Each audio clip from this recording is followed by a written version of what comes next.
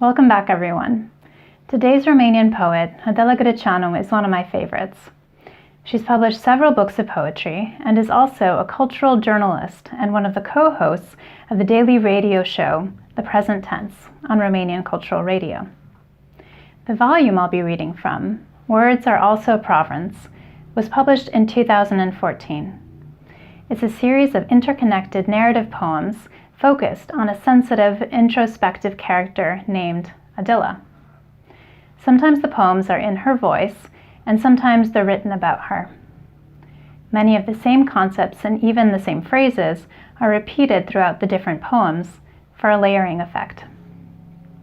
The poem I've translated, entitled Tartine, Quasi-unfamiliar, to handle a relationship, gives us a view into Adila's inner life through memories associated with these three expressions. Again, they're Tartine, Quasi-unfamiliar, to handle a relationship.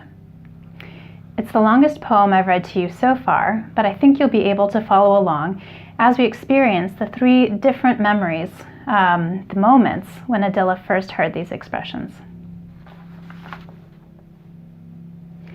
Tartine, Quasi-unfamiliar, to handle a relationship. In her teenage years, Adila would often go to the high school library. During a lunch break, when all the students were rushing to borrow books from the reading list, the librarian, a woman of indeterminate age, as they say, with pearl gray hair cut very short, without a lick of makeup, always dressed in dull colors, a woman who never smiled, said, "Please stop bringing tartines into the library." And the word tartine stuck with Adila for years, though she wasn't the one bringing tartines into the library.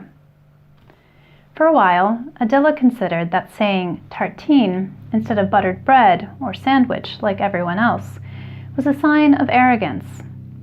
But the fact that the librarian said tartine instead of buttered bread or sandwich like everyone else was connected to a different trait: the fact that the librarian never smiled.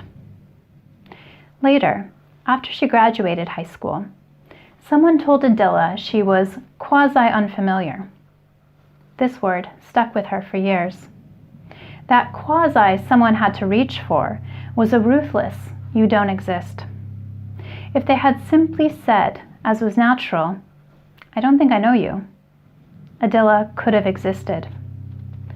And there was another word like this that slammed the door in her face, that told her no, absolutely not. From time to time, a man would come to her studio apartment.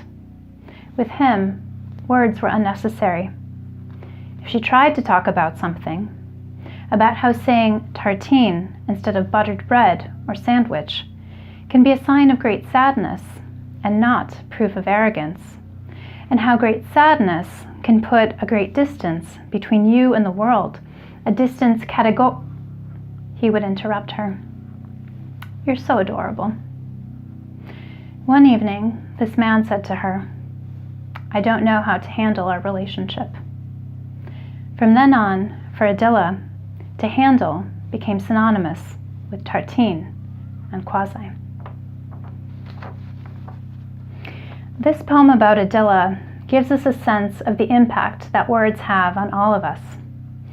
In each of the three situations, the expressions are used in a way that reverberates in Adila's mind. They have an ongoing impact on her as she continues to process their meaning. Hearing the librarian use the first word, tartine, Adila begins to understand how words can be used to keep people at a distance, to keep people from seeing one's vulnerable self. The distancing effect of certain words continues with the person who calls her quasi-unfamiliar, which she interprets as the person denying her existence as a concrete individual. It culminates in the man who isn't interested in listening to her finally saying he doesn't know how to handle their relationship.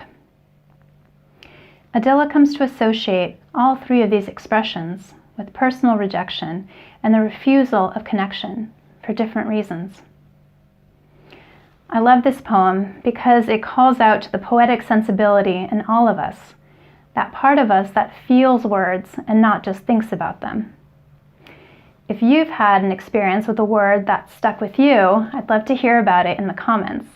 And if you haven't already, please subscribe for more videos. Thanks for watching.